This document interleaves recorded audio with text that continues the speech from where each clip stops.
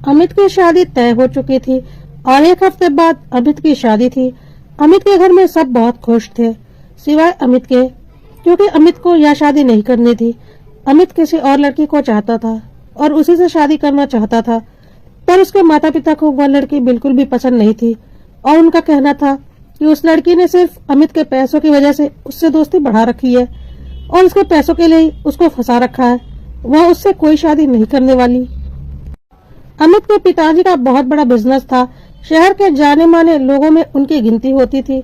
उन्होंने अमित की शादी देखभाल कर एक अच्छे घर में सुहानी से तय कर दी थी। सुहानी एक बहुत अच्छी लड़की थी। अमित के घर वालों को बहुत अच्छे से पता था कि ससुराल को वह अच्छे से संभाल लेगी, जबकि अमित जिस लड़की के चक्कर में पड़ा हुआ था वह लड़की सिर्फ और सिर्फ अमित को उसके पैसों के चक्कर में फंसा कर रखी हुई थी। यह बात अमित के घर वाले अच्छे से जानते थे, लेकिन अमित की आंखों पर उस लड़की के चढ़ाए चश्मे पड़े हुए थे और वह उसे दिलोजान से चाहता था। लेकिन घर वाले किसी भी कीमत पर तैयार नहीं हुए और अमित की शादी सुहानी से तय कर दी। अमित को लगता था कि अभी शादी में वक्त है, वह घर वालों को मना लेगा, लेकिन घर वाले नहीं माने और अब शादी में सिर्फ एक सप्ताह बचा था। उधर सुहानी और अमित का जब से रोका हुआ था। कभी कभी सुहानी और अमित की फोन पर बातें होती थी। सुहानी तो अमित में अपना जीवन साथी खोज रही थी और उससे प्यार भरी बातें करने की कोशिश करती थी, पर अमित सुहानी को अनदेखा करता था। सुहानी इसे अमित की झिझक समझकर नजरअंदाज करती थी और सोचती थी कि शादी के बाद सब कुछ ठीक हो जाएगा। सुहानी को जरा सा भी अंदाजा नहीं था कि अमित किसी और लड़की के चक्कर में पड़ा हुआ है और इसी तरह से शादी में बस अब एक सप्ताह का वक्त बचा था। अमित के घर वालों को भी लग रहा था कि अमित की शादी के लिए तैयार हो जाएगा और उस लड़की को छोड़ देगा, और अगर नहीं भी छोड़ा तो शादी के बाद खुद ब खुद वह अपनी पत्नी का हो जाएगा। लेकिन अमित तो किसी और ही दुनिया में जी रहा था और उसने सोच लिया था कि अब अगर उसके घर वाले नहीं माने तो वह किसी भी कीमत पर उसी लड़की काजल से शादी करेगा, चाहे कुछ भी हो जाए। और जब से उसे ऐसा लगा कि अब कुछ भी ठीक नहीं होने वाला, तो शादी के एक सप्ताह पहले अमित घर छोड़कर भाग गया। एक चिट्ठी अपने घर वालों के नाम लिख दी कि वह सुहानी से किसी भी कीमत पर शादी नहीं कर सकता। वह काजल से प्यार करता है और काजल उससे। इस शादी से कोई भी खुश नहीं रहेगा, इसलिए वह घर छोड़कर जा रहा है काजल से शादी करने के लिए। अमित के पिताजी ने अमित को पहले ही बोल दिया था कि उसकी शादी काजल से कभी नहीं होगी और अगर वह काजल से जबरदस्ती शादी करना चाहता है तो वह अपने पिता की सारी संपत्ति को भूल जाए। उसके पिता उसे अपनी सारी संपत्ति से बेदखल कर देंगे।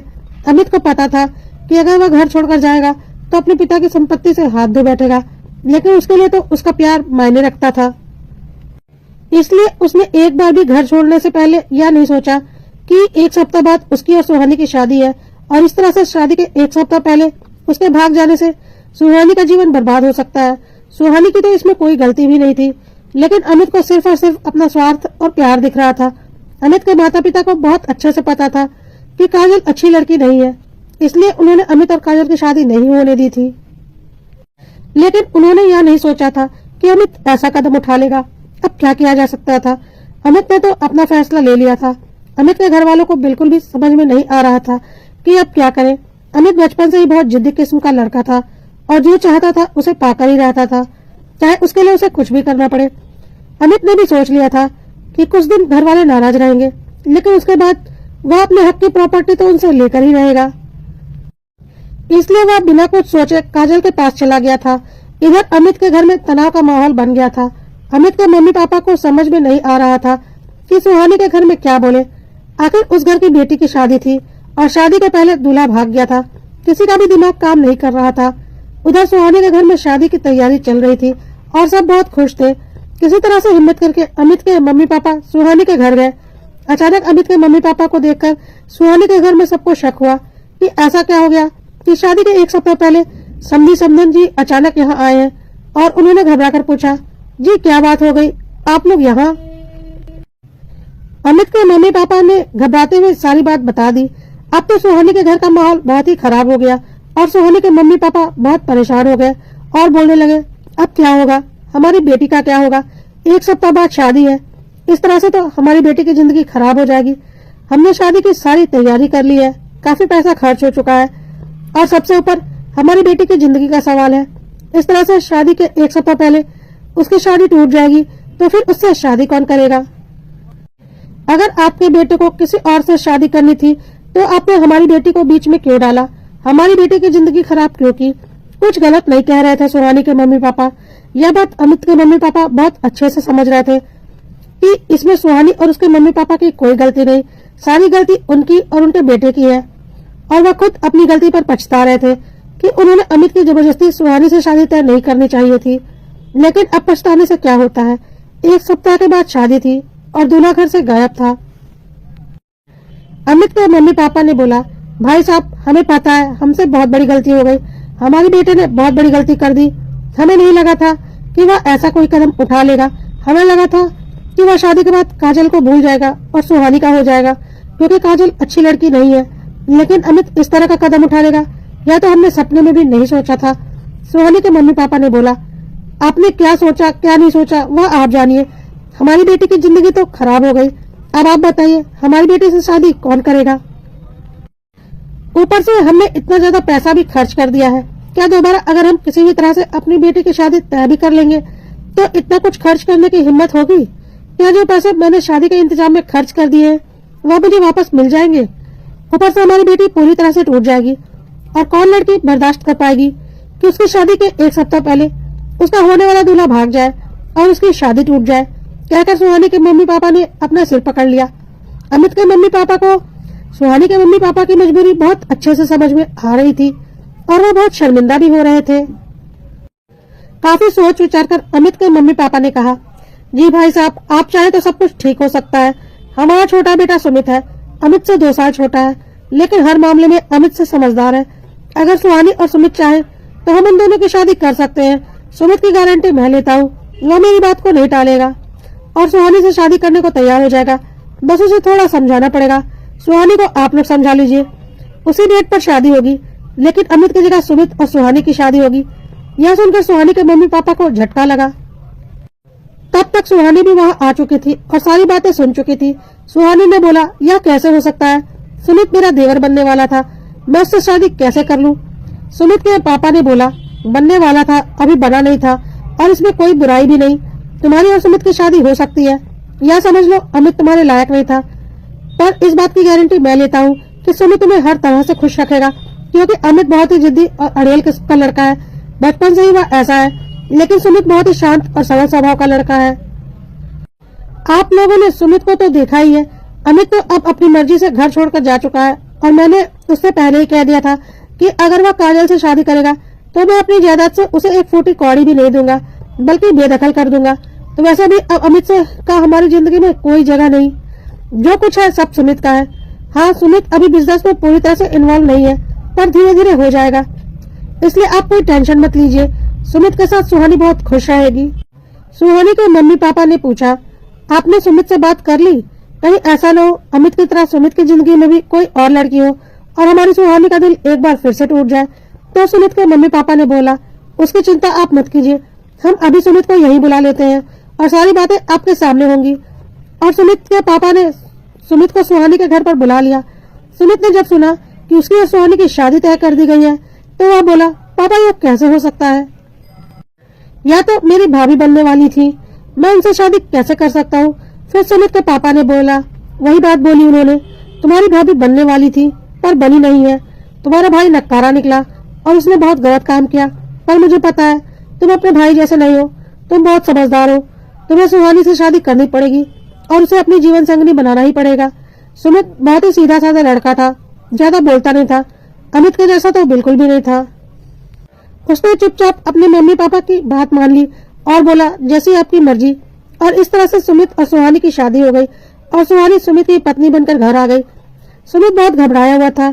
जो लड़की उसकी भाभी बनने वाली थी वह उसकी पत्नी बन गई और सुमित ने तो अभी अपनी शादी के बारे में कुछ सोचा ही नहीं था और एकाएक उसकी शादी हो गई। वैसे भी सुमित बहुत ही संकोची स्वभाव का था, सीधा साधा लड़का था, तो उसे बहुत ज्यादा ही घबराहट हो रही थी। ऊपर से उसकी होने वाली भाभी उसकी पत्नी बन चुकी थी।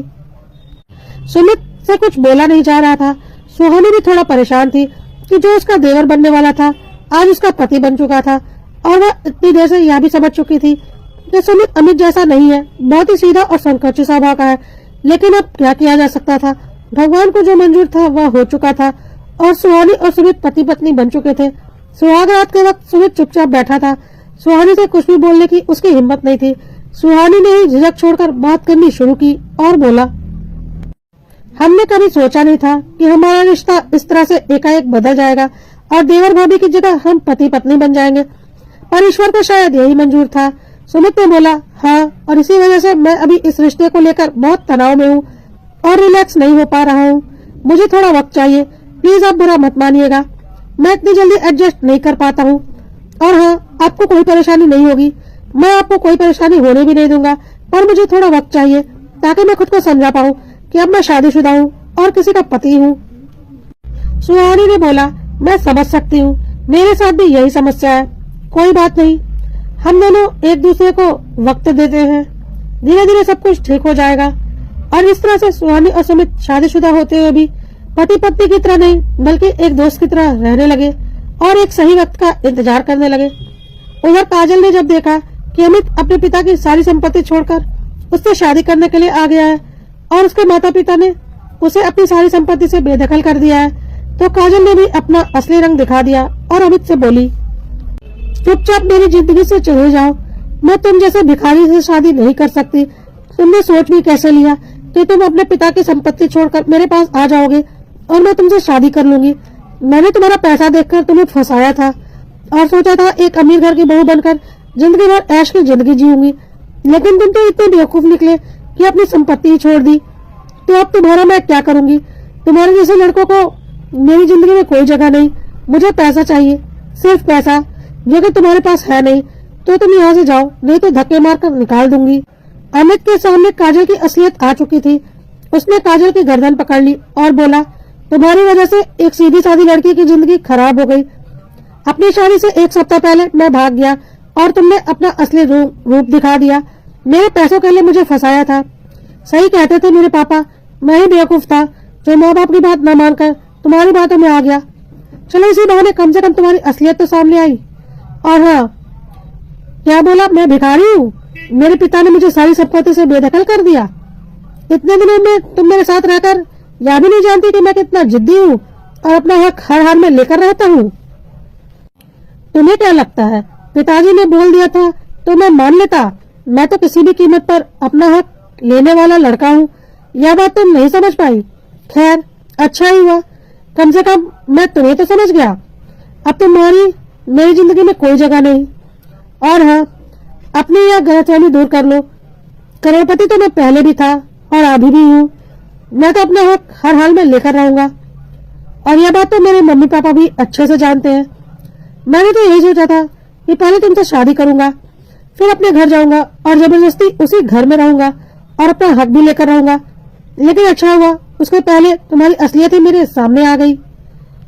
यह सब सुनकर काजल फिर से मीठी मीठी बातें करने लगी और अमित को दोबारा फंसाने की कोशिश करने लगी, क्योंकि उसे समझ में आ गया था कि अमित तो लड़ झगड़ कर अपना हक और हिस्सा ले ही लेगा और पैसों की उसे कभी कोई कमी नहीं होगी।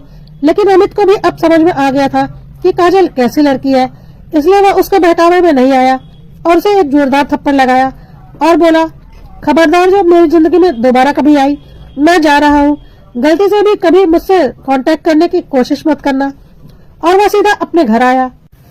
अमित को घर में देखकर अमित के मम्मी पापा हैरान हो गए और बोले, तुम्हारी हिम्मत कैसे हुई घर में आने की? अमित ने बोला, यह मेरा घर है, मैं अपने घर नहीं आऊंगा तो कहाँ जाऊंगा, मैं तो यहीं रहूंगा। तो अमित की माँ ने बोला, और तुम्हारी पत्नी काजल? अमित ने बोला, कौन काजल? मैं नहीं जानता किसी काजल को। उसने मुझसे शादी नहीं की बल्कि अपनी असलियत दिखा दी। उसे लगा कि मैं सारी संपत्ति से बेदखल हो चुका हूँ, तो उसने अपनी असलियत दिखा दी। आप लोगों ने सही कहा था, वह मेरे पैसों के लिए मेरे साथ थी, लेकिन उसे यह नहीं पता कि मैं बहुत जिद्दी किस्म का लड़का हूँ और अपना हक तो मैं हर हाल में लेकर ही रहता हूँ। यह बात आप लोग तो जानते ही है, पर वह नहीं जानती थी। और अच्छा ही हुआ, कम से कम उसकी असलियत तो सामने आई। आप लोग सही बोलते थे, मैं ही गलत था। तो अब काजल का किस्सा खत्म हो चुका है और अब मैं अपने घर वापस आ चुका हूँ। हाँ, मैं शादी के ठीक एक सप्ताह पहले भागकर मैंने गलती कर दी थी, लेकिन अब मैं उस गलती को सुधारना चाहता हूँ। आप सुहानी के घर वालों से कह दीजिए मैं शादी करने को तैयार हूँ। अगले हफ्ते मेरी और सुहानी की शादी फिर से फिक्स करवा दीजिए। इतना सब कुछ बिल्कुल आसानी से अमित बोल गया। अमित के लिए सब कुछ बहुत आसान था, लेकिन जीवन इतना आसान नहीं होता। यह बात अमित को समझनी होगी। अमित को नहीं पता था कि सुहानी और सुमित की शादी हो चुकी है। तब तक सुहानी और सुमित बाहर हॉल में आए। सुहानी को अपने घर में देखकर अमित बोला, अरे सुहानी, तुम यहाँ क्या कर रही हो? तो अमित की माँ ने बोला, तो तुम्हें तो जो करना था तुमने कर लिया। तुम्हारी वजह से क्या हम सुहानी की जिंदगी बर्बाद कर देते? सुहानी की शादी तुम्हारे छोटे भाई सुमित के साथ हो गई है और अब वह सुमित की पत्नी है। सुनकर अमित को जोर का झटका लगा।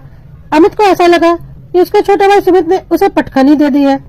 सुहानी जैसी सुंदर गुणवान लड़की उसकी नहीं बल्कि सुमित की पत्नी बन गई और उसे मिली वह धोखेबाज काजल। यह बात अमित बर्दाश्त नहीं कर पा रहा था। वह चिल्लाकर बोला, आप लोग ऐसा कैसे कर सकते हैं? सुहानी मेरी पत्नी बनने वाली थी। सुमित की शादी कैसे हो सकती है सुहानी से? तो अमित के मम्मी पापा ने बोला, बनने वाली थी, बनी नहीं थी और अब वह सुमित की पत्नी बन चुकी है।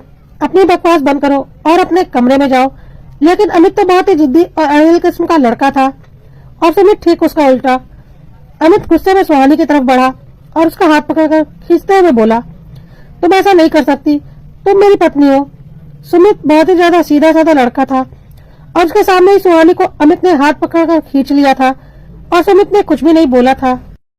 लेकिन सुहानी ने जोर से बोला, अमित मेरा हाथ छोड़ो, तुम हो कौन? मैं तुम्हारी कोई नहीं हूँ, मेरा हाथ छोड़ो। सुहानी ने अमित का हाथ झटक दिया। अमित के माँ बाप यह सब देखकर घबरा गए और बोले, अमित पागल हो गया है क्या? लेकिन अमित तो अपने जिद में अपना मानसिक संतुलन बिल्कुल खो बैठा था और दोबारा सुहानी की तरफ बढ़ रहा था। दोबारा अमित को अपनी तरफ बढ़ता देख सुहानी ने सुमित की तरफ बहुत तीखी नजरों से देखा, एक पत्नी की तीखी नजरों से, कि देखो तुम्हारे सामने, एक पति के सामने उसकी पत्नी को एक गैर मर्द उसकी मर्जी के बिना हाथ लगा रहा है और तुम चुपचाप खड़े हो। सुहानी ने आंखों ही आंखों में सुमित को उसका फर्ज याद दिला दिया और सुमित को यह भी एहसास दिला दिया कि जरूरत से ज्यादा सीधा होना समस्या का हल नहीं होता, बल्कि इससे गलत आदमी भी उसके ऊपर हावी हो जाता है और खुद को सही बताता है। सुहानी चाहती तो खुद अमित को उसकी बातों का जवाब दे सकती थी, पर सुहानी चाहती थी कि उसका पति यानी कि सुमित उसे जवाब दे और अमित को उसकी औकात पता चले। सुहानी की नजरों को देखकर सुमित खुद को रोक नहीं पाया और आगे बढ़ते हुए अमित को धक्का देकर बहुत जोर से पीछे धकेल दिया, जिससे अमित लुढ़क जमीन पर गिर गया। सुमित ने जोर से बोला, तुम्हारी हिम्मत कैसे हुई मेरी बीवी को हाथ लगाने की? सुहानी मेरी पत्नी है, सुहानी की इज्जत मेरी इज्जत है और सुहानी की रक्षा करना मेरा फर्ज है। खबरदार जो फिर कभी दोबारा ऐसी गलती की, तुम्हारा हाथ तोड़कर तुम्हारे हाथ में रख दूंगा। अपने होश में रहना, नहीं तो मेरी पत्नी से दूर रहो और अपने खराब दिमाग को अपने काबू में रखो। और हाँ, तुम्हारे पास अक्ल तो है नहीं, पर तुम्हारी भलाई के लिए मैं बता देता हूँ, मैं तुम्हारा छोटा भाई हूँ और रिश्ते में सुहानी तुम्हारे छोटे भाई की पत्नी है और तुम सुहानी के जेठ हो। और तुम्हें इतना तो पता होगा ना कि छोटे भाई की पत्नी और एक जेठ का क्या रिश्ता होता है? एक पर्दे का रिश्ता होता है और एक जेठ छोटे भाई की पत्नी को कभी हाथ नहीं लगाता। इतना तो पता होगा ना। आगे से मर्यादा का ध्यान रखना। कहकर सुमित सुहानी का हाथ पकड़कर सुहानी को पूरे हक के साथ उसका हाथ अपने हाथ में लेकर अपने कमरे की तरफ बढ़ गया और अमित चुपचाप खड़ा होकर देखता रहा। आज सुहानी और सुमित अपने कमरे की तरफ एक दोस्त बनकर नहीं, बल्कि एक पति पत्नी बनकर जा रहे थे। सुमित और अमित के माता पिता यह सब कुछ देख रहे थे और बहुत खुश थे कि उनके छोटे बेटे सुमित और उसकी पत्नी के बीच सब कुछ ठीक हो गया और साथ ही साथ बड़े बेटे को अक्ल और सबक दोनों मिल गया।